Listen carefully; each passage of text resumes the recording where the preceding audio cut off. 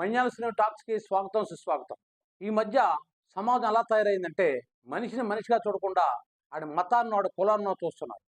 అది ఎంతవరకు దారితీసిందంటే మొన్న పహల్గాం సంఘటన తర్వాత మన భారత సైన్యం 9 చోట్ల ఏకకాలంలో మరి క్షిపణులను ప్రయోగించి తీవ్రవాదుల తాలూకు శిబిరాలని నాశనం చేశారు. నిజానికి ఆ రోజు అందరం పండగ చేసుకున్నాం. ఎందుకంటే దెబ్బకు దెబ్బ తీసాం. దట్ ఆపరేషన్ సింధూర్ అనే పేరుతో మనం తీవ్రవాద శిబిరాలను ధ్వంసం చేయడంతో భారతదేశం ఉప్పొంగిపోయింది. మరి ఇటువంటి పరిస్థితుల్లో మధ్యప్రదేశ్ చెందినటువంటి ఒక మంత్రి, బీజేపీ మంత్రి ఏమంటాడంటే ఈ ఆపరేషన్ సారథ్యం వహించింది ఎవరు?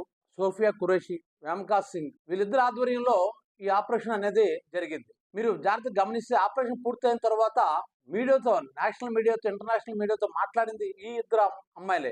వీర వనితలు, ఈ దేశానికి నిజానికి వాళ్ళిద్దరు డైమండ్స్. అటువంటి సోఫియా ఖురేషిని ఉద్దేశించి ఆయన ఏమంటాడంటే మోడీ అట ఆ టెర్రరిస్టులకి వ్యతిరేకంగా వాళ్ళ చెల్లిని పంపించాడట. అంటే ఆయన తాలూకు ఉద్దేశం ఏంటంటే ఇక్కడ మా చెల్లెల తాలూకు పసుపు కుంకాలు తీసిన వాళ్ళకి వాళ్ళ చెల్లెలతో సమాధానం చెప్పించా అన్న ఉద్దేశంతో మాట్లాడాడు. అంటే ఎంత మూర్ఖుడా, లేదంటే ఎదవాడు. సార్ ఇలా అనవలసి వస్తున్న బాధ అనిపిస్తుంది. కానీ ఆడు ఖురేషి మీద చేసినటువంటి వ్యాఖ్యతో పోల్చుకుంటే నేను నథింగ్. నేను ఇంకా చాలా తక్కువ అన్నాను, అసలు చాలా తక్కువ అన్నాను. అసలు అలాంటి తీసుకెళ్ళి జైల్లో పడేయాలి. అసలు మోడీ పార్టీ నుంచి తీసేయాలి, ఆ పదం నుంచి తీసేయాలి. అది ఎందుకు తీయడం అనేది అర్థం కాదు. తెల్లాలేసి బీజేపీలో దేశభక్తి దేశభక్తి దేశభక్తి అని అంటాం. మోడీకి ఎవరైనా వ్యతిరేకంగా మాట్లాడితే దేశద్రోహి అంటాం. ఇలా జరుగుతుంది ఈ దేశంలో.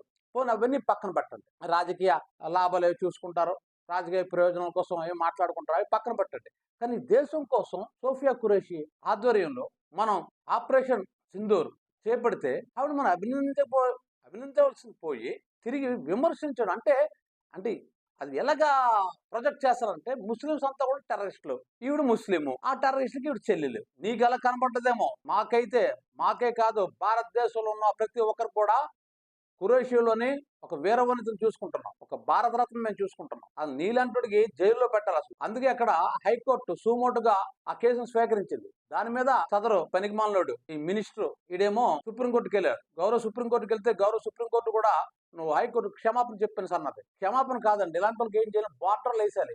ఇలాంటి వాళ్ళు బార్డర్లో 1 నెల రోజులు శిక్ష వేసేయాలి. అక్కడ తుప్పై పట్టుకుని కాపలా కాయరాని. అప్పుడు తెలుస్తుంది ఆ కష్టం ఏంటో.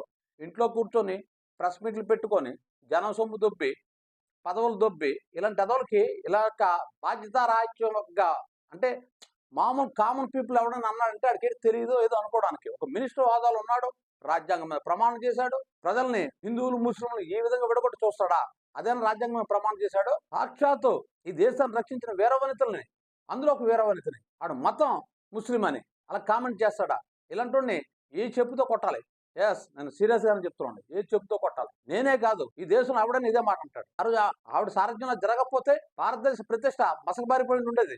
తెలుసుకోండి.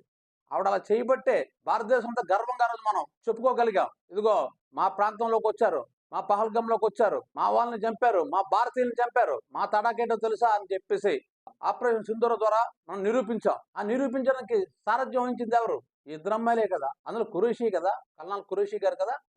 మన అక్క చెల్లెలు, భారతదేశానికి అక్క చెల్లెలు ఆవిడ. టెర్రరిస్టులు కాదు, ఇలాంటి దేశద్రోహులు టెర్రరిస్టులకు అన్నదమ్ములు. అంతేగాని ఖురేషి లాంటి వీరవనితులు కాదు. సింగాల్లా పడ్డారు, శివంగలై పడ్డారు. సిగ్గు తెచ్చుకోండి. ముఖ్యంగా రాజకీయ నాయకులు నోరు జారకండి. నిజంగా చెప్తున్నాను. నాకే కానీ పవర్స్ ఉంటే ఇలాంటి వాళ్ళు తీసుకొని బార్డర్లో పడేది. 1 నెల రోజులు అక్కడ కాపలా కాయండి. అప్పుడు తెలుస్తుంది దేశం అంటే ఏంటో, దేశం తాలూకు విలువ ఏంటో, అక్కడ సైనికులు పడుతున్న బాధలు ఏంటో, కష్టాలు ఏంటో, దేశం కోసం వాళ్ళు తీసుకున్న త్యాగాలు ఏంటో అర్థం అవుతుంది. దయచేసి ఎక్కడి నుంచి అని చెప్తున్నారు బాబు, మీకు దండం.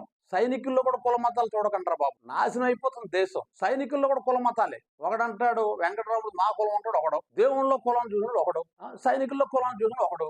ఇంత ఘోరంగా ఎలాగ ఆలోచిస్తుంటే అర్థం కావట్లేదు. ప్రధానమంత్రి అలా చూస్తూ ఊరుకుంటుంటే అర్థం కావట్లేదు. కోర్టులో సరిగ్గా వీళ్ళు శిక్ష వేయాలి. అంతకుమించి ఇంకో మార్గం లేదంటే వీళ్ళు పార్టీ నుంచి తీరు, ఇలాంటి మాట్లాడినా పదవుల నుంచి తీరు, పార్టీల నుంచి తీరు. అది వాళ్ళ ధీమా.